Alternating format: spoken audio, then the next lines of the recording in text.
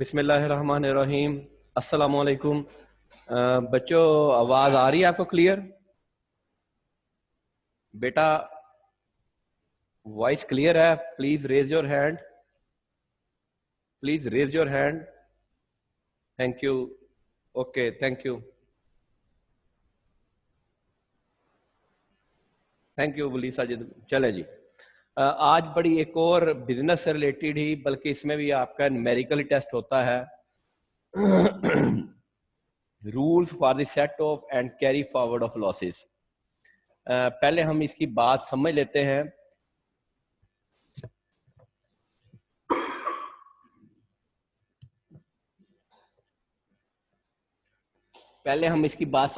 फिर हम इसको आगे लेके चलेंगे जी।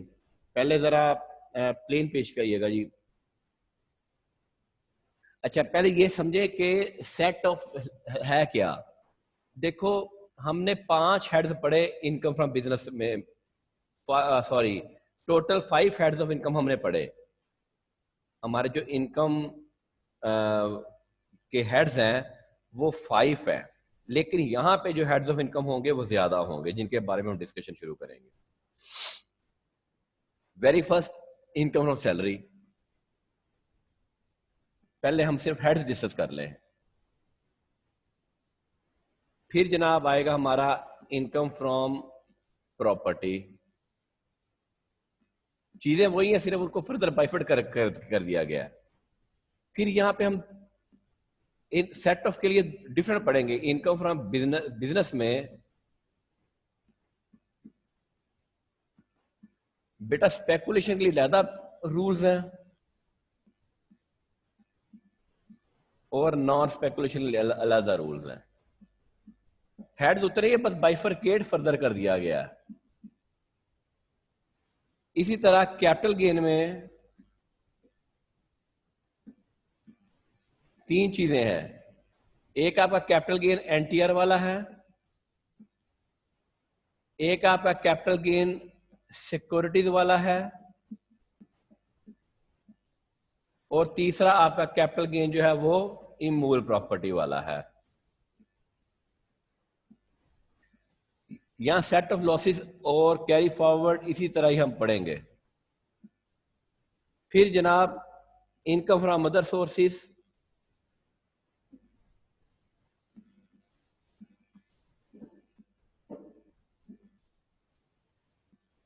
अदर सोर्सेज में भी आपका सेपरेट ब्लॉक अलहदा है,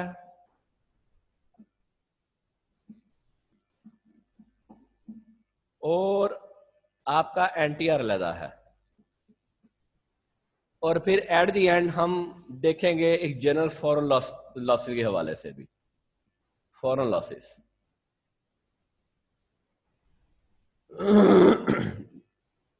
यानी कि जब हम set of carry forward loss पढ़ेंगे तो हम इतने हेड्स ऑफ इनकम के बारे के set of carry forward loss के बारे में डिस्कशन करेंगे।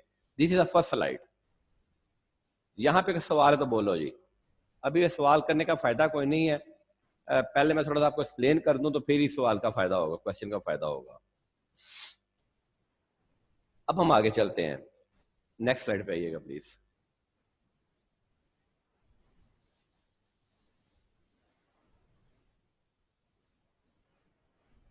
अच्छा, अब आप ये समझिए, यहां पे मैं लिखने लगा हूं सेट ऑफ लॉसेस। बेटा सेट ऑफ लॉसेस का मतलब होता है कि एक ही हेड हमारे हमने देखे ऊपर कितने हेड्स ऑफ इनकम डिस्कस कर ली है। अब जो हेड्स ऑफ इनकम ऊपर हम डिस्कस किए, हमने यहां पे ये देखना है कि एक ही साल के अंदर एक हेड के अंदर मुझे प्रॉफिट है और दूसरे हेड के अंदर मुझे लॉस है, क्या वो आपस में मर्ज हो सकता है या नहीं हो सकता। इसको बेटा बोलते हैं set of losses. For example, मैं ये कहूं कि मेरी जो इनकम बिजनेस थी वो थी 12 मिलियन, लेकिन मुझे अदर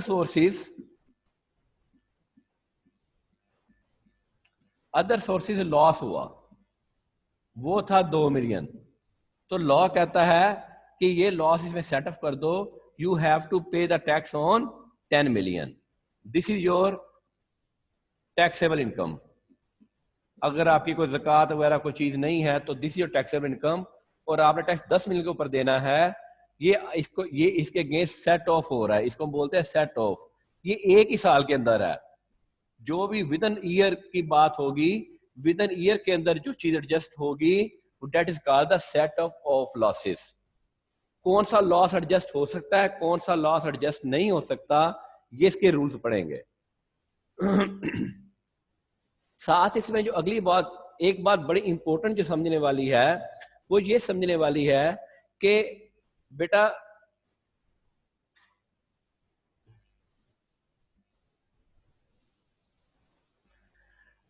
लॉस जनरेट कब होता है। सबसे बड़ी अहम बात है कि लॉस जनरेट कब होता है। एनीबॉडी हैव कि जी लॉस जनरेट कब होगा? जी जनाब, anybody raise your hand. Anybody? Ibrahim? जी इब्राहिम। सर जब एक्सपेंसेस इनकम से एक्सीड कर जाए। बिल्कुल, जब एक्सपेंसेस इनकम से एक्सीड कर जाएंगे तो लॉस जनरेट हो जाएगा। तो इसका मतलब बेटा ये हुआ कि जब हम ये चैप्टर पढ़ेंगे तो लॉसेस, सॉरी एक्सपेंसेस एक्सीड कर जाएंगे इनकम से, तो बेटा क्या जनरेट हो जाएगा? लॉस जनरेट हो जाएगा। अच्छा, अब यहां पे ये बात है कि जहां पे एक्सपेंडिचर अलाउएबल ही नहीं है। अच्छा, ये किन एक्सपेंडिचर की बात कर रहा है बेटा? ये एक्सपेंडिचर अलाउएबल की बात कर रहा है, जो लॉ के मुताबिक अलाउएबल। अगर जहां पे एक्सपेंडिचर आपको अलाउएबल ही नहीं है, क्या वहां लॉस जनरेट होगा? और इसकी कोई एग्जांपल दीजिए। Anybody? Anybody raise the hand. Husnain Tayyab ji. जो हम सैलरी कैश में दे दें 50,000 दे दें 60,000, वो तो अलाउएबल है ही नहीं है, तो ऐसे एक्सपेंडिचर अलाउएबल नहीं होंगे। नहीं, मैंने जो सवाल किया है मुझे उसका जवाब दें कि कौन सी ऐसी हेड ऑफ इनकम है जहां पे एक्सपेंडिचर अलाउएबल नहीं है। ऐसी हेड ऑफ इनकम का again Ibrahim ji. So income from salary. Income salary, you are right, वहां कोई एक्सपेंडिचर हमें अलाउएबल नहीं है, वो तो डिडक्टेबल अलाउंसेस हैं, एक्सपेंडिचर हमें अलाउएबल नहीं है। और कोई एनी अदर? इब्राहिम को म्यूट करो। एनी अदर जी? और कौन सी हेड ऑफ इनकम है? इब्राहिम छोड़ दो, आपकी बारी नहीं है। और कौन सा हेड ऑफ इनकम है जहां पे एक्सपेंडिचर अलाउएबल नहीं है? यार मैं पढ़ा थक गया हूं, कमाल हो गया। हाफिज साहब जी, हाफिज साहब, आप सब बोल रहे हैं? अस्सलाम वालेकुम सर। अस्सलाम। सर स्पेकुलेशन बिजनेस के अंदर नहीं, स्पेकुलेशन बिजनेस में खर्चे अलाउएबल हैं। आपको किसी ने कहा स्पेकुलेशन में खर्चे अलाउएबल नहीं है? नॉन स्पेकुलेशन और उसमें भी खर्चे स्पेकुलेशन के अलाउएबल हैं। अंदर अगर वो नहीं हाफिज साहब छोड़ दें, अब आप कहीं और चले गए हैं। एनी अदर पर्सन को जवाब देंगे तो फिर मैं आगे चलूंगा। कौन सी हेड ऑफ इनकम है जहां पे आप एक्सपेंडिचर अलाउएबल नहीं है? नहीं, मैं ये कह रहा हूँ कि हाफिज साहब सर आवाज नहीं सही है। आपकी आवाज ही नहीं आ रही। हाफिज साहब अपना माइक, अपना नेट कनेक्शन ठीक नहीं, करें जी। Any other person raise the hand. Ibrahim? यार इब्राहिम की बारी नहीं आएगी ना, इब्राहिम के अलावा को बोल रहा है जी। इब्राहिम बेटा आपकी बारी नहीं आएगी, आपकी बारी हो गई है जी। अब इसको अवैस को करो जी। अवैस 202 अनम्यूट करो इसको जी। अवैस जी सर। कौन सा हेड ऑफ इनकम है जिसके अगेंस्ट एक्सपेंडिचर अलाउएबल नहीं है?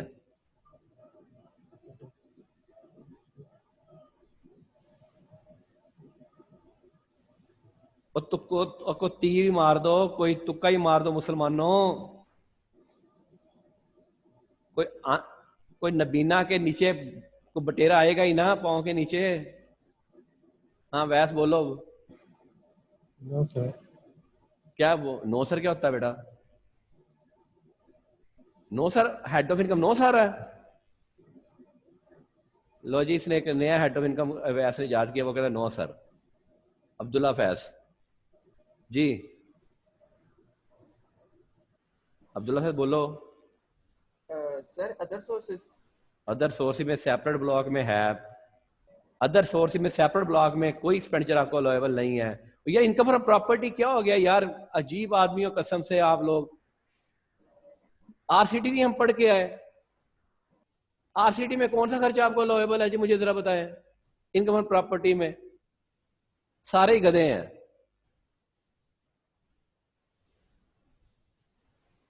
कोई हाल नहीं कसम से। इब्राहिम का, हाँ जी इब्राहिम। सर मुझे पता था आरसीटी अगर और 4 यार मिलियन मुझे से पता, कम तुम्हारी हो बारी तो हो गई थी ना, से मुझे पता चल गया था कि तुम्हें पता है, Yes. बाकी तो गधे हैं ना। ओके हाँ, तुम्हें एक्सक्लूड कर दिया मैंने। चलो जी, अच्छा जी, इनकम प्रॉपर्टी कैसा हेड है, या अदर सोर्सेज में सेपरेट ब्लॉक में ऐसे हेड है, डिविडेंड है, बैंक प्रॉफिट है, प्राइस बॉन्ड है, जहां पे आपको एक्सपेंडिचर अलाउेबल नहीं है। बेटा जहां एक्सपेंडिचर अलाउेबल नहीं है वहां इसका मतलब है लॉस जनरेट नहीं हो सकता। जहां एक्सपेंडिचर अलाउेबल नहीं है वहां लॉस जनरेट नहीं हो सकता। जहां लॉस जनरेट नहीं होगा तो बेटा वो उसका इस चैप्टर से कोई तलक नहीं है। बड़ी इंपॉर्टेंट बात मैं कर रहा हूं, जहां एक्सपेंडिचर अलाउेबल नहीं है वहां लॉस नहीं होगा, जहां लॉस नहीं होगा उसका इस चैप्टर से कोई तलक नहीं है, पूरे चैप्टर से। बात समझ आई कि नहीं आई? Any question from here? Any question from here? अब सवाल कोई नहीं, जब मैं पूछता हूं तो जवाब कोई नहीं।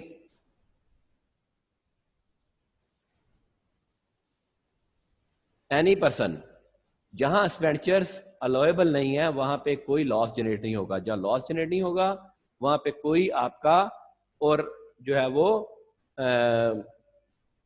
वहां आपका लॉस की डिस्कशन भी नहीं होगी, इस चैप्टर से कोई तल्लक नहीं है। तो बेटा ये एक हेड ऑफ इनकम का लॉस अगर दूसरे हेड ऑफ इनकम के इनकम में एडजस्ट हो जाए तो एक ही साल के अंदर अंदर, तो हम इसको क्या बोलते हैं? हम बेटा इसको बोलते हैं,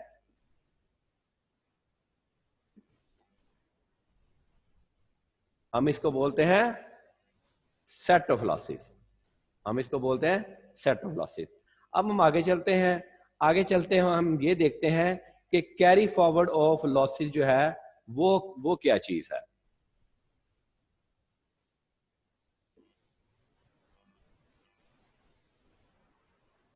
अच्छा, carry forward of losses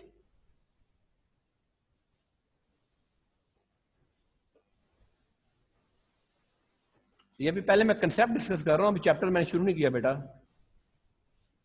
carry forward losses क्या है कि बेटा एक ही हेड ऑफ इनकम के अंदर, लाइक मैं कहूं जी कोई मेरी इनकम फ्रॉम बिजनेस है,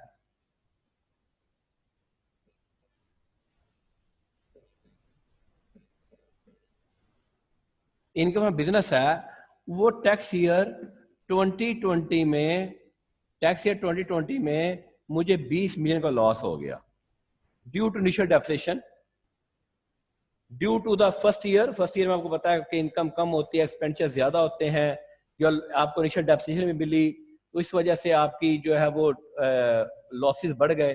पहले साल में मुझे इनकम बिजनेस में मैं स्पिनिंग मिल चला रहा था, मैं जो है वो यान की, या मेरे पास पावर लूम थी, तो मेरे 20 मिलियन लॉस हो गया।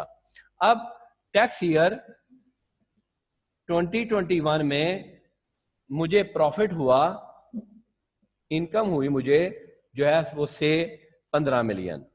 तो लॉ कहता है कि ये लॉस को आप अगले साल कैरी फॉरवर्ड कर लो, इसको बोलते हैं कैरी फॉरवर्ड लॉसेस। ये जब मैं इसको अगले साल कैरी फॉरवर्ड किया तो मुझे सिर्फ यहाँ पे 5 मिलियन जो है मेरा फिर लॉस बच गया, और मुझे 15 मिलियन के ऊपर टैक्स नहीं देना। यहां मुझे को टैक्स देना पड़ेगा या यहां मुझे को टैक्स देना पड़ेगा? Any other person raise the hand. Tax year 2020 या 2021 में मुझे को टैक्स देना पड़ेगा? लुकमान सादी। सर अगर किसी और इनकम के हेड में इनकम हमारी हो तो हम उसके ऊपर पे करेंगे। चलो ठीक है, जवाब गलत है। मुनीब, मुनीब मुनीब अनम्यूट करो बेटा अपने आप को ना। जी सर मैंने अनम्यूट जी किया। बोलो। जी सर 2021 में टैक्स देना पड़ेगा। 2021 में तो लॉस कैरी फॉरवर्ड हो गया, मेरा अभी भी लॉस बच गया, कैसे मुझे टैक्स देना पड़ेगा? अच्छा अच्छा सर नहीं देना, फिर नहीं नहीं देना पड़ेगा। मुझे लगा कि वो चलो जी, अब्दुल्ला Sorry. फैज गलत है जवाब आपका। अब्दुल्ला फैज। सर 2021 में 1.5% टर्नओवर। अच्छा जी, और 2020 में? सर उधर नहीं बनता। चलो समरा जी, समरा। सर सेम आंसर है कि हर साल एक्सपेंसेस जितने भी हो लेकिन टर्नओवर पे मिनिमम टैक्स तो देना पड़ता है ना। हाँ जी, दोनों सालों में मुझे टैक्स देना पड़ेगा बेटा, आपका सेम आंसर नहीं है समरा बेटा, आपका सेम आंसर नहीं है। पिछले ने कहा है वो जो बेटा इब्राहिम, लोअर हैंड कर लो बेस्ट, मुझे यहाँ भी टर्नओवर टैक्स देना पड़ेगा, यहाँ भी मुझे टर्नओवर टैक्स देना पड़ेगा। यहाँ मेरा नॉर्मल टैक्स 0 हो गया तो नॉर्मल टैक्स और 113। अब जिसने मेरा 113 वाला चैप्टर लेक्चर नहीं लिया भाईजान, मेरा कोई कसूर नहीं है। तो यहां मुझे 113 देना पड़ेगा, मुझे यहां भी 113 देना पड़ेगा, क्योंकि यहां मेरा नॉर्मल टैक्स यहां भी 0 है, मेरा नॉर्मल टैक्स यहां भी 0 है। बहरहाल ये टैक्स की बात है, अभी हम सेट ऑफ कैरी फॉरवर्ड बात कर रहे हैं। मैंने दरमियान में से बात आपको, अब 2022 में मेरा इनकम थी 25 मिलियन, तो लॉ कहता है कि इसको फिर आप कैरी फॉरवर्ड कर लें। अब आपकी नेट इनकम रह गई जो है वो 20 मिलियन, तो इसको हम बोलते हैं बेटा कैरी फॉरवर्ड ऑफ लॉसेस, इसको हम बोलते हैं कैरी फॉरवर्ड ऑफ लॉसेस। अब 2022 में हमें कितना टैक्स देना पड़ेगा? एनी पर्सन 2022 में हमें कितना टैक्स देना पड़ेगा? Any person raise the hand. Ibrahim, चलो इब्राहिम की बारी ले लेते हैं। अहमद जमाल को करो, छोड़ो याद रहो इब्राहिम, बच्चे हर एक को बारी टाइम देते हैं। अहमद जमाल, इब्राहिम वो हम सबको मौका दे रहे हैं। जी अहमद जी बेटा। सर 20 मिलियन पे। हाँ, और 20 मिलियन पे टैक्स देना होगा। 20 मिलियन पे टैक्स देना पड़ेगा। चलना ही यार, आप आधा सच बोल रहे हो जी। वली साजद जी, वली साजद। अस्सलाम वालेकुम सर। वासलाम सर 20 मिलियन पे या फिर 1.5%? हाँ जी, 20 मिलियन पे मेरा टैक्स बनेगा बेटा NTR, और 113 विच एवर इज हायर हमें देना पड़ेगा। So lower, everybody going to lower your hands. यहां पे कोई सवाल है तो बेटा बोलें जी। जी अब यहां पे कोई क्वेश्चन तो बोलें। लीजिए लुकमान सादी। सर ये मैंने पूछना था कि अगर एक साल का लॉस कितने इयर्स तक कैरी फॉरवर्ड कर सकते हैं? वो अभी बातें करेंगे ना, अभी तो मैं बिल्कुल आपको सिर्फ कंसेप्ट समझा रहा हूँ। चलिए ठीक है, ये बात करेंगे। आपका सवाल बिल्कुल वैलिड है, योर क्वेश्चन इज वैलिड, लेकिन मैं अभी आपको सिर्फ कंसेप्ट समझा रहा हूँ बेटा। Okay sir, okay. मैं अभी चैप्टर नहीं शुरू किया ना आपका। Okay sir, thank you. Okay, अच्छा तो ये हमारा जो है लॉस कैरी फॉरवर्ड हो गया। अच्छा यहाँ एक बड़ी अहम बात बताता चलूं, नेक्स्ट स्लाइड कीजिएगा प्लीज।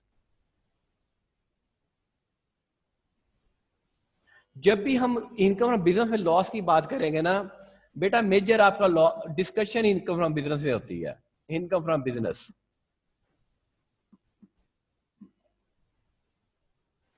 अच्छा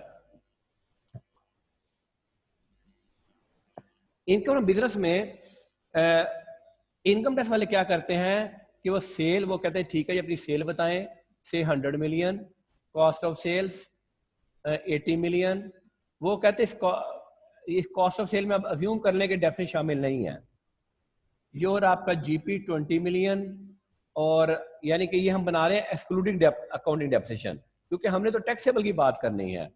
एडमन, सेलिंग, फाइनेंशियल्स, ये सारा मेरा बन गया जी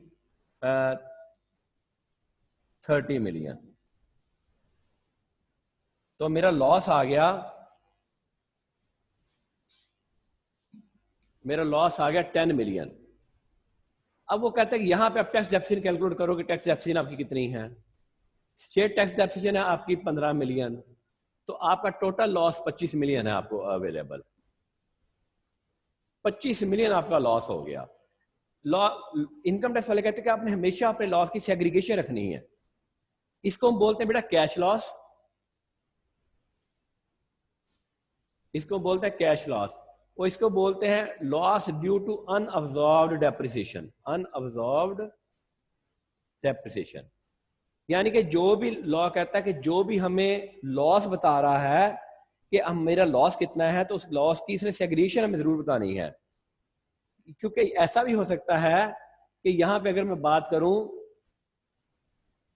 कि जीपी आपका 20 मिलियन है, एक्सपेंडिचर आपके 15 मिलियन है, ये आपका प्रॉफिट 5 मिलियन आ गया और 12 मिलियन आपकी डेप्रिसिएशन है,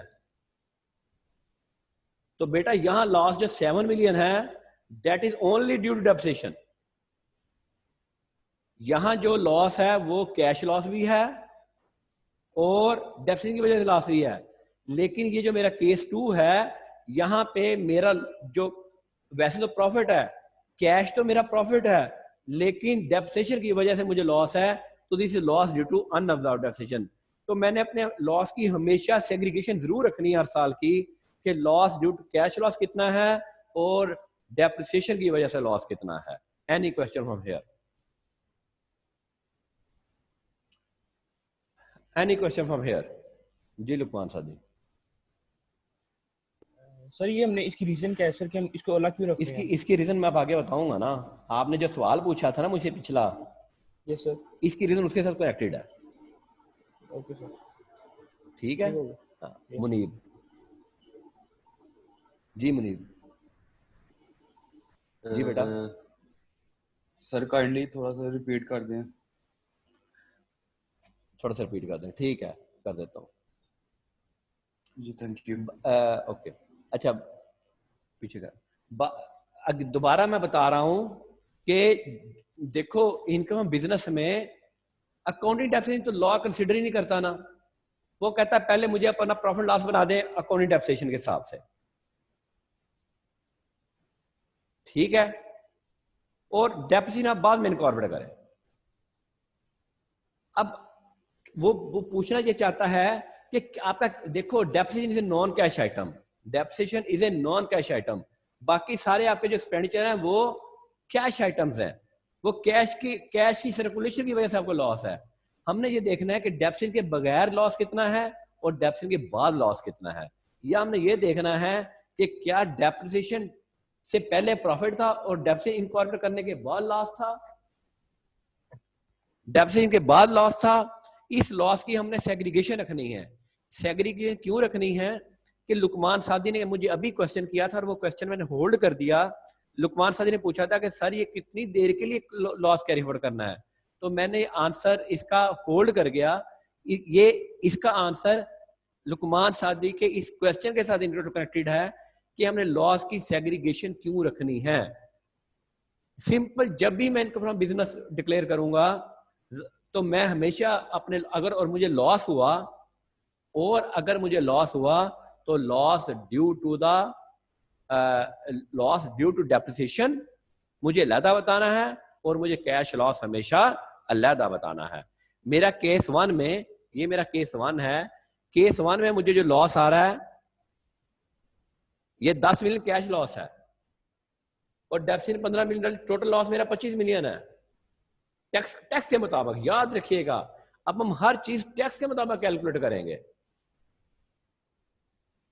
तो ये जो मेरा 25 मिलियन लॉस है, तो इसकी मैं डिवीजन करूं तो 15 मिलियन डेप्रिसिएशन की वजह से है और 10 मिलियन जो है वो कैश लॉस है। जबकि मेरे केस 2 में 5 मिलियन मुझे इसकी वजह से प्रॉफिट आ रहा है, मुझे डेप्रिसिएशन के बगैर तो प्रॉफिट है, लेकिन जब मैं अपनी डेप्रिसिएशन इनकॉर्पोरेट करता हूं तो मुझे लॉस है। यहां मेरा 7 मिलियन लॉस है, लेकिन सारे का सारा जो लॉस है वो अन डेप्रिसिएशन की वजह से है। जी जनाब, कोई सवाल तो बोल लीजिए। जी इब्राहिम। सर अगर केस 1 में 25 मिलियन वो जो लॉस आ रहा है सर, अगर हम टर्नओवर पे टैक्स, उसके अंदर टर्नओवर बेटा पे टैक्स की बात नहीं कर रहा अभी मैं, अब टैक्सेबिलिटी की बात नहीं कर रहा, अभी मैं सिर्फ लॉस की सेट ऑफ और कैरी फॉरवर्ड की बात कर रहा हूँ। जी सर, ठीक है, टैक्सेबिलिटी आखिर में जाके वैसे ही देखेंगे 113 और normal tax whichever is higher. Higher. ठीक है, उसका सूल एक ही है, उसके दो सूल नहीं है। जी सर। लॉस कैरी फॉरवर्ड करने के बाद अगर मेरा जी सर। नॉर्मल टैक्स 2 रुपए आता है जी सर। और मेरा 113 पौने 2 रुपए आता है तो मुझे 2 रुपए देने हैं। जी सर। और अगर मेरा नॉर्मल टैक्स 2 रुपए आता है और टर्नओवर टैक्स 2.5 रुपए आता है तो मुझे बेटा 2.5 रुपए देने हैं। जी सर, वही पूछना था, अगर लॉस आ रहा है तो वो जो हमने टैक्स लायबिलिटी पे की होगी वो फिर कैरी फॉरवर्ड होगी लॉस के साथ आगे। ये मैंने 113 आपको आधा पढ़ाया था, इसलिए होल्ड कर दिया था। अब ये जी सवाल सर। आपका आधा 113 से रिलेट करता है। अब ये चीजें ना सारी इंटरकनेक्टेड है।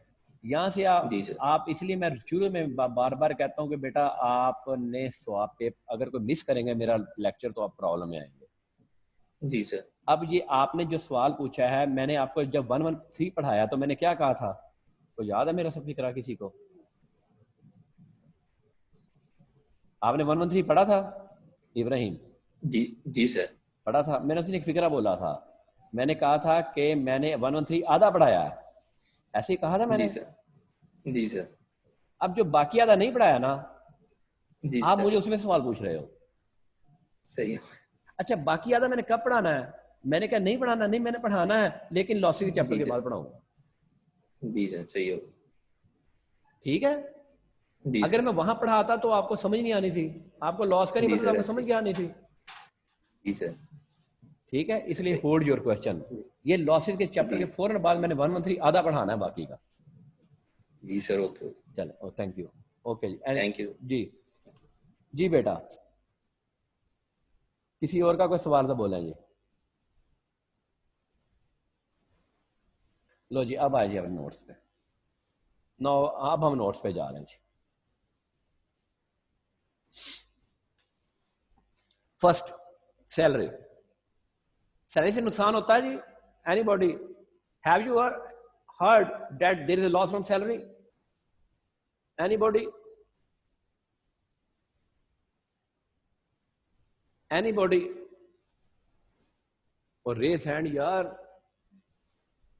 तुम मेरे पास क्लास में बैठे होते ना तो मैं ना रजिस्टर मारने थे, या मैं खुद ही खड़े मुक्के मारते रहता हूँ आपको। हाफिज तीक, हाफिज साहब बोले। Yes sir. नो नहीं होता पहले तुम जैसर कह रहे हो, अब नहीं होता सर। नहीं, आपने पहले कहा ना नहीं, कि सैलरी से नुकसान नहीं हो सकता। मैं दूर जाता हूँ, मुझे किराया लगता है, मैं रास्ते में गर्मी है जूस का ग्लास ही पीता हूँ, और मैं जाने आने में मेरा 12,000 खर्चा हो जाता है, मुझे तनख्वाह मिलती 10,000, तो नुकसान ना हो गया?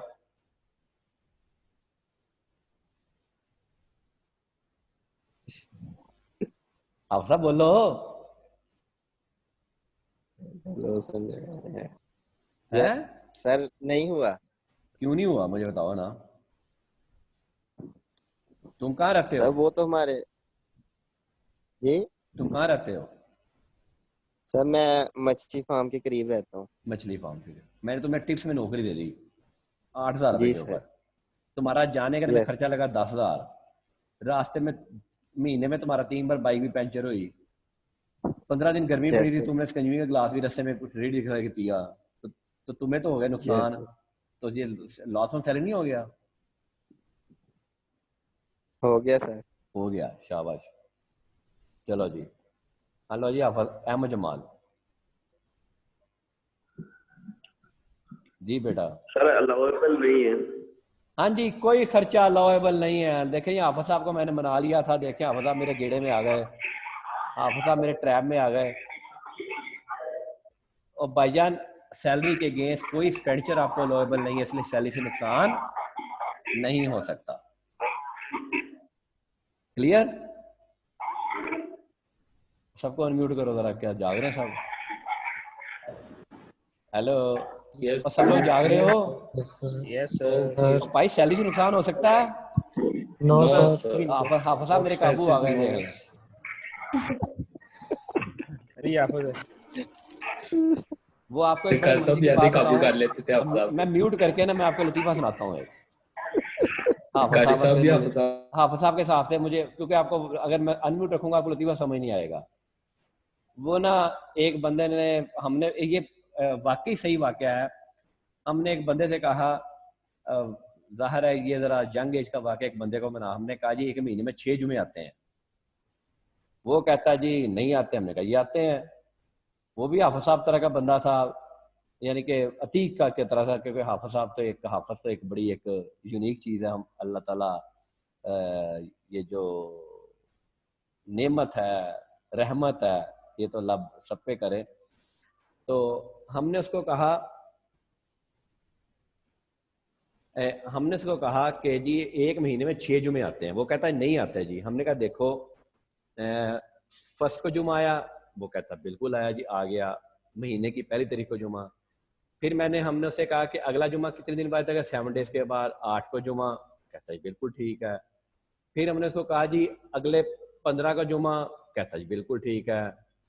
तो हमने कहा पहले 15 दिन में कितने जुमे हो गए? कहता 3। मैंने कहा जी अगले 15 में फिर 3, तो 6 जुमे हो गए। तो वो हाफिज साहब की तरह का था, वो मान गया कि 6 जुमे महीने में आ सकते हैं। लो जी, हाफिज साहब को जरा म्यूट करो। हाफिज साहब कहाँ हैं आप?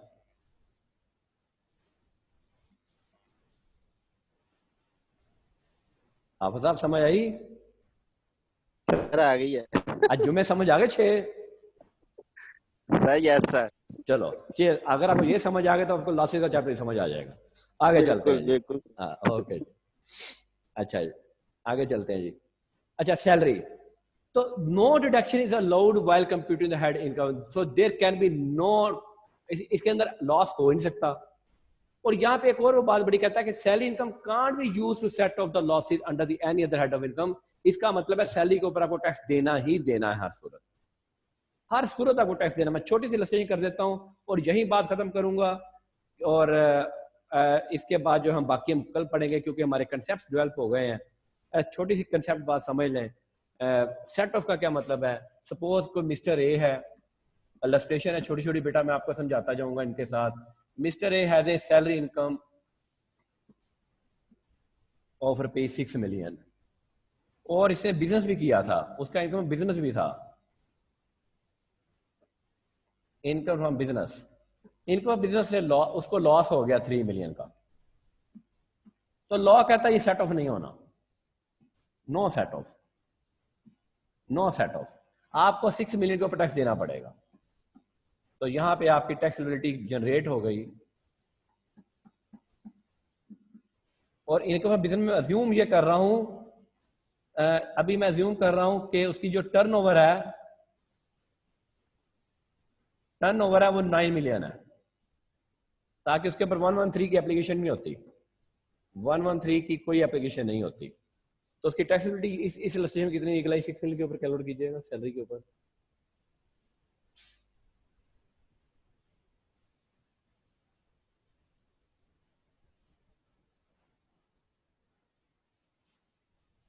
$6 मिलियन के ऊपर कितना टैक्स बना?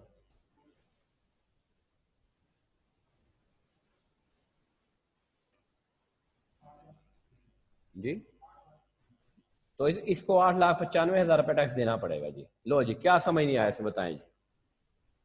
Any question? The loss from business can't be set off against the salary income. पहला असूल, पहली बात क्या है कि सैलरी से लॉस हो नहीं सकता, उसके ऊपर आपको टैक्स देना ही देना है। Number 2, the loss from the business can't be set off against the income salary, you have to pay the tax on salary income. जी लुकमान सादी सर, ये जो सा इनकम फ्रॉम बिजनेस के ऊपर लॉस आया 3 मिलियन जी, फिर इसका हम क्या करेंगे? इसको कैरी फॉरवर्ड कर इसको कैरी फॉरवर्ड करेंगे। जब मैं कैरी फॉरवर्ड पढ़ाऊंगा तो कैरी फॉरवर्ड में जाके डिस्कस करूंगा। ठीक है सर, बिल्कुल कैरी फॉरवर्ड करेंगे, यू आर राइट। ठीक हो गया, ठीक हो गया। लेकिन कैरी फॉरवर्ड हमेशा बिजनेस के केस होगा। बेटा देखो समझो, सेट ऑफ क्या है? सेट ऑफ क्या है? With in the year different heads of income can be merged with each other, yes और नो। ये असूल हमने तय करने हैं। सर ये जी सर एक हेड की इनकम दूसरे हेड की लॉस के इनकम केस एडजस्ट हो सकती है या नहीं हो सकती? इनकम तो जमा हो ही जानी बेटा, यहाँ लॉस की बात है। यहाँ हम लॉस की बात करना शुरू करेंगे। सर वो लॉस अगर एक में हो तो दूसरे में अगर प्रॉफिट हो तो एडजस्ट कर सकते हैं, जिससे सैलरी में तो नहीं हो सकता। सैलरी पहला मैंने अभी पढ़ाया सैलरी में ही जी होता है। सर सैलरी में अभी मैं आगे पढ़ाऊंगा ना, अभी आगे। Okay sir. ठीक है, लो जी, बाकी बातें अब इसमें हम कल डिस्कस करेंगे। कंसेप्ट हमारे डिस्कस हो गए और कल हम इंशाल्लाह इस चैप्टर को, मेरा ख्याल है कि हमारा 50-60% चैप्टर परसों हमारा खत्म हो जाएगा इंशाल्लाह चैप्टर ये वाला। मेरे बाकी ले जी, स्टे ब्लेस्ड बेटा, अल्लाह हाफिज। बाकी बातें कल डिस्कस करेंगे।